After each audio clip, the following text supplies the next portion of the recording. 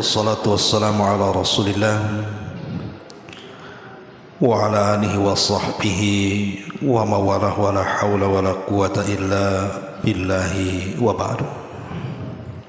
Kita akan membahas tentang 5 lembah yang terdapat di dalam neraka Jahannam. Ma'asyiral muslimin yang dimuliakan Allah Subhanahu wa taala. Di dalam surah Maryam ayat 59 Allah Subhanahu wa taala berfirman,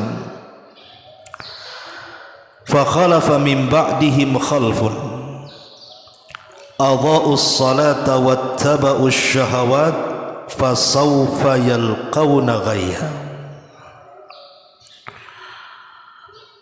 Maka akan datang sekelompok manusia setelah mereka, orang-orang yang melalaikan salat dan mengikuti syahwat, dan kelak mereka akan dimasukkan ke dalam al-ghayy. Para ulama tafsir mengatakan bahwa yang dimaksud ghayy di sini artinya adalah wadil ghayy, sebuah lembah yang disebut dengan lembah al-ghayy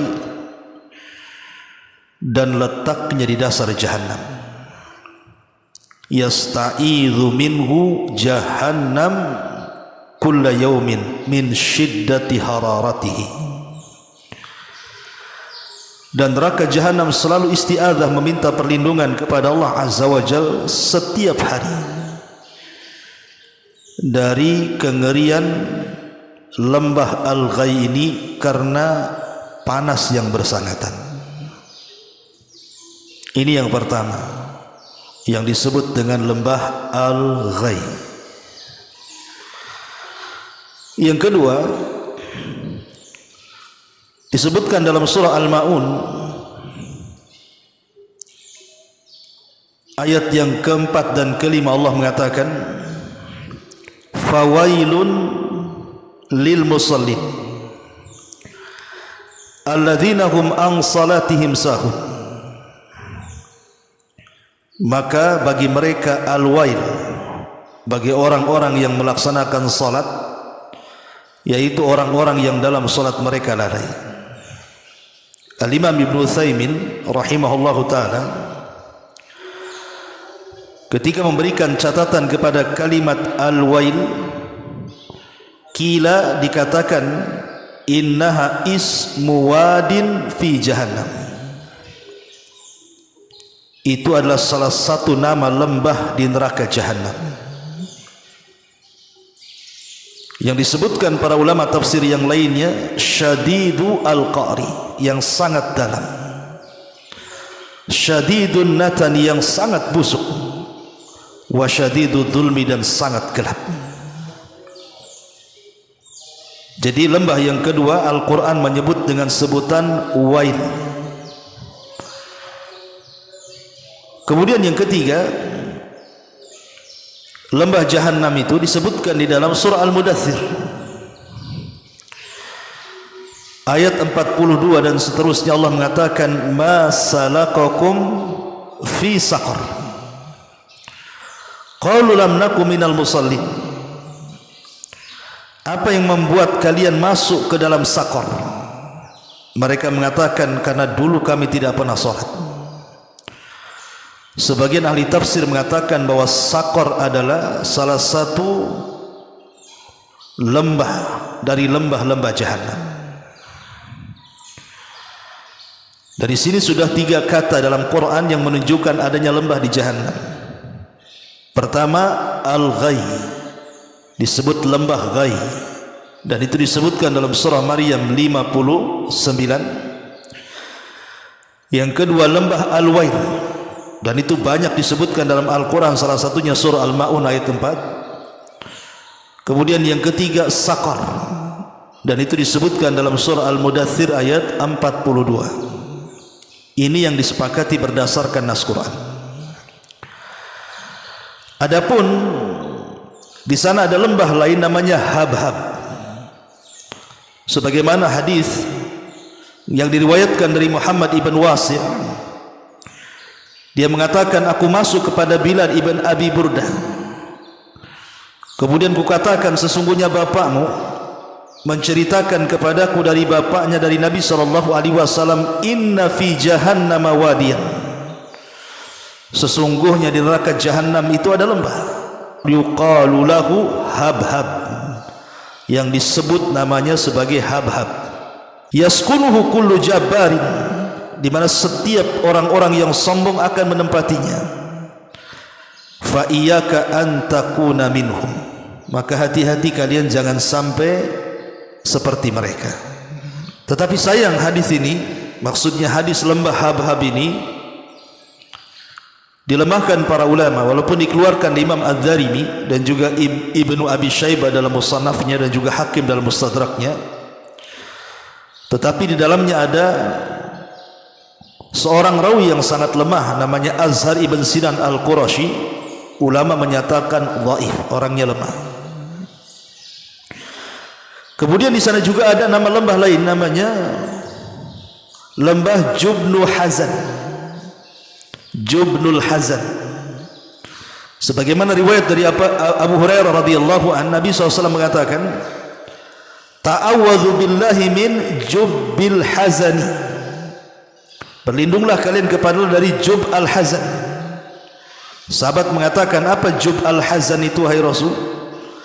Maka Rasul mengatakan, wadin fi jahannam tata'awwad minhu jahannam kulla yaumin mi'ata marrah, sebuah lembah dalam jahannam, di mana jahannam setiap hari minimalnya 100 kali meminta perlindungan dari lembah tersebut. Kemudian Rasul ditanya, untuk siapa mereka? Ya Rasulullah, waman yadkhulu, siapa yang akan masuk ke lembah itu?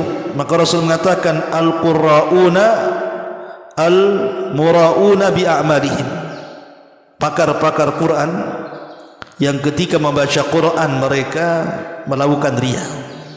Hadis ini dikeluarkan Tirmidzi dan juga Imam Ibnu Majah, tapi sayang hadisnya lemah juga karena dalamnya ada Ammar ibn Saif al-Dhabi dan dia dikatakan matrukul hadis, hadisnya ditinggalkan, dan Bukhari mengatakan mungkarul hadis. Sehingga kalau dikumpulkan di sini ada 5 lembah, yang 3 berdasarkan nas Al-Quran, artinya sudah jelas-jelas sahih karena Quran, tapi yang 2 dilemahkan para ulama, sehingga kita mencukupkan kepada yang 3 saja.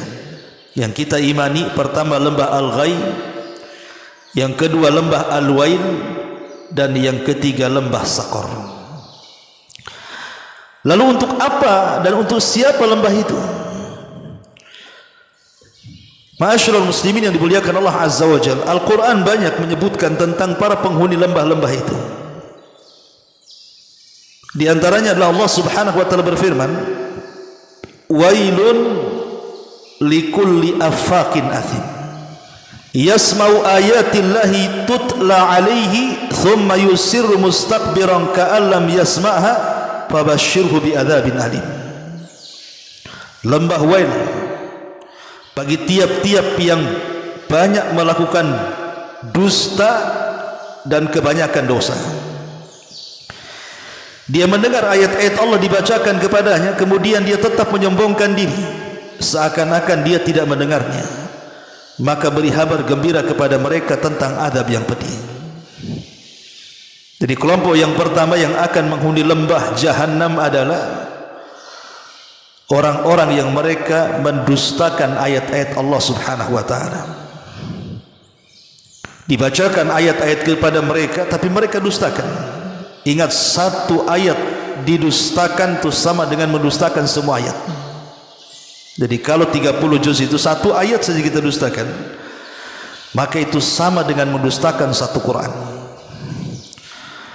Dan hari ini banyak orang-orang yang mendustakan ayat-ayat Al-Quranul Karim, banyak sekali. Maka para pendusta itu mereka akan menempati lembah di dalam Jahannam yang disebut Al-Wail. Bahkan dalam ayat yang lain Allah Subhanahu wa taala menyebutkan kalimat afakin athim ini diisyaratkan kepada para dukun. Allah Subhanahu wa taala berfirman, "Qul hal unabbiukum 'ala man tanazzalu syayatin?"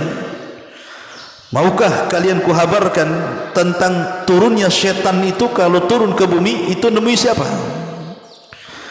Tanazzalu ala kulli afakin athim.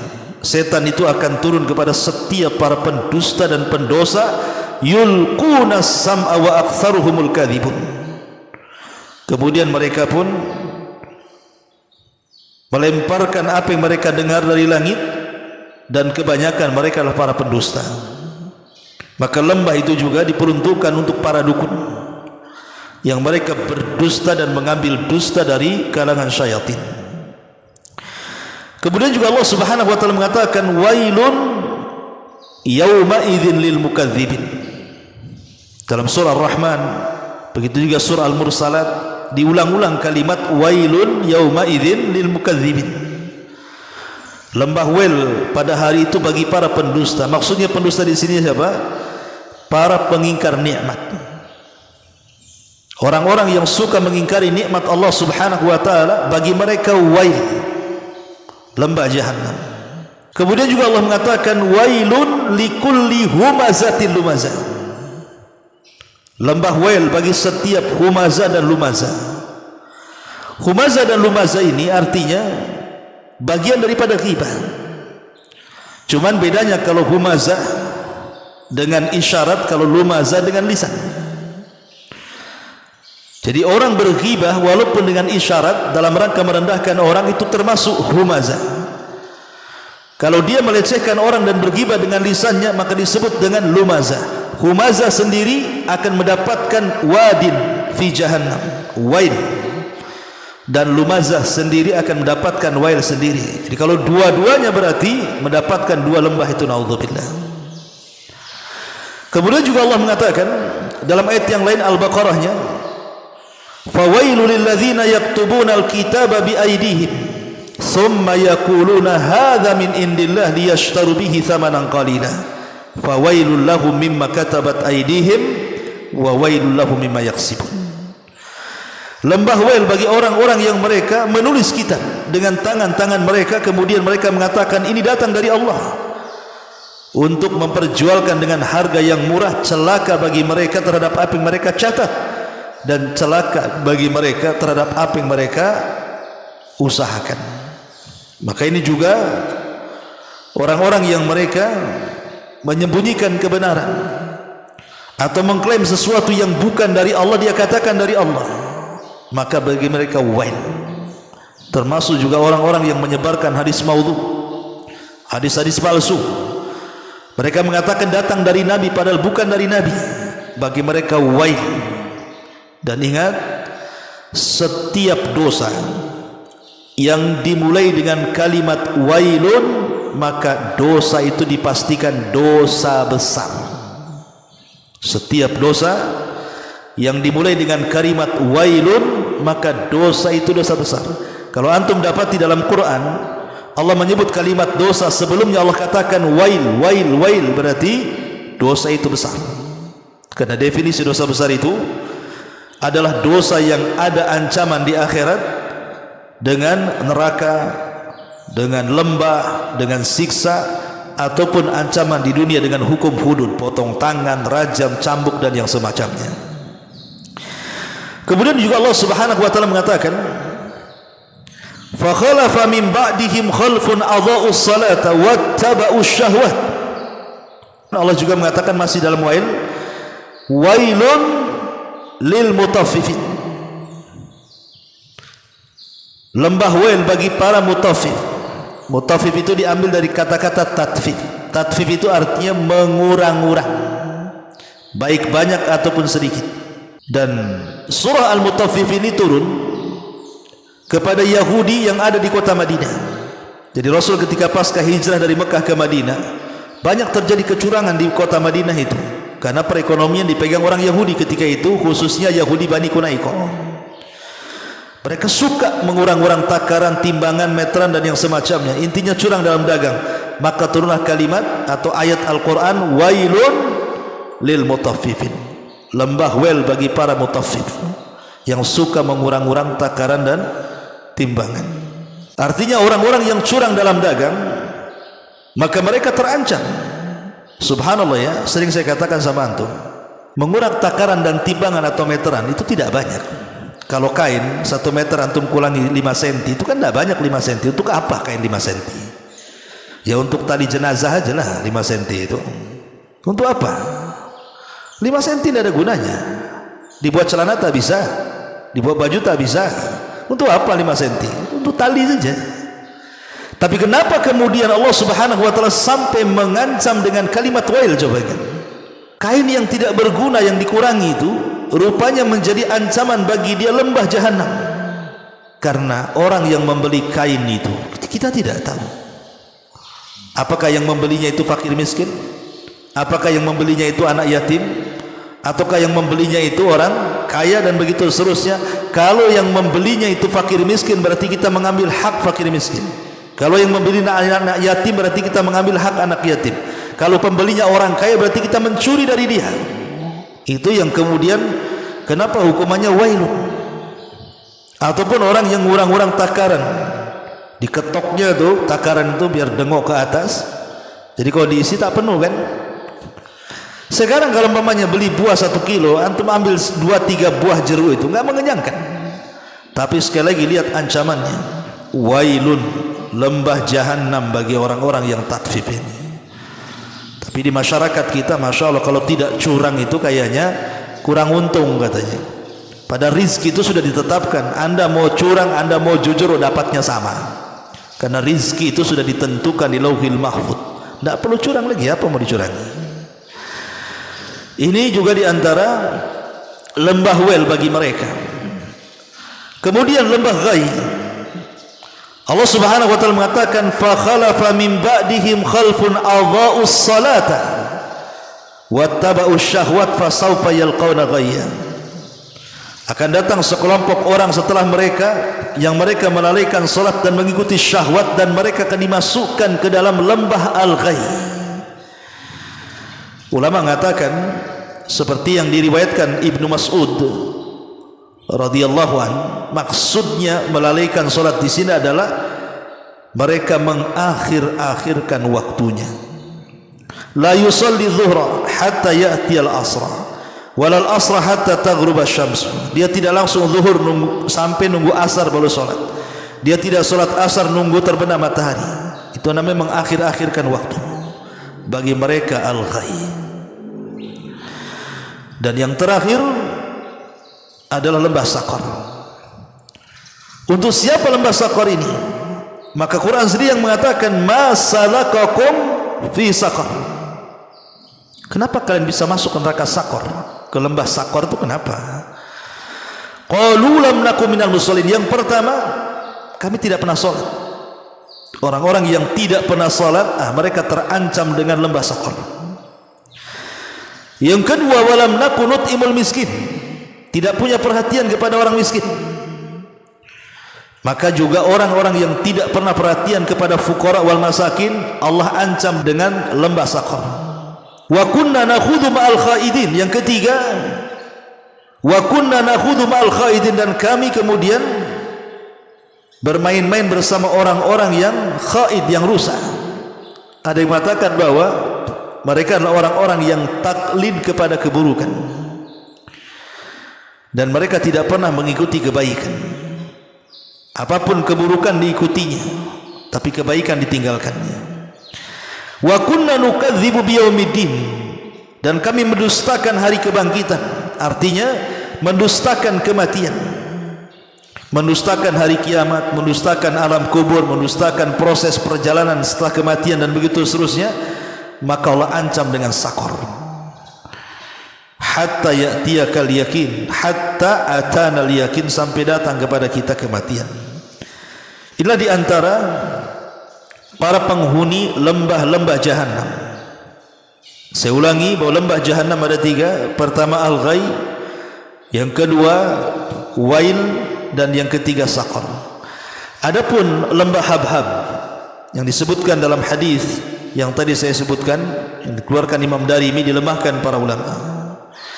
Kemudian juga ada lembah namanya Jubu al-hazan ini pun dilemahkan oleh para ulama, sehingga karena ini perkara gaib, ikhwan. Neraka itu perkara gaib. Kita tidak bisa menetapkan sesuatu yang gaib dengan sesuatu yang lemah. Perkara gaib itu harus ditentukan dengan wahyu, dan wahyu yang jelas-jelas ada Al-Quran dan sunnah Nabi SAW yang sahih. Ketika kita tidak mendapatkan sunnah-sunnah yang sahih, berarti kalau ada memang hadis-hadis yang lemah, berarti keadaan mereka sama dengan ketiadaannya. Karena menetapkan sesuatu yang gaib itu harus jelas-jelas sahih hadisnya. Maka kita kembalikan kepada Al-Quranul Karim, bahwa yang kita tetapkan cuma 3, bahwa di Jahannam ada 3 lembah, Al-Ghai, Al-Wail, dan juga As-Saqar. Allahu ta'ala alam. Assalamualaikum warahmatullahi wabarakatuh.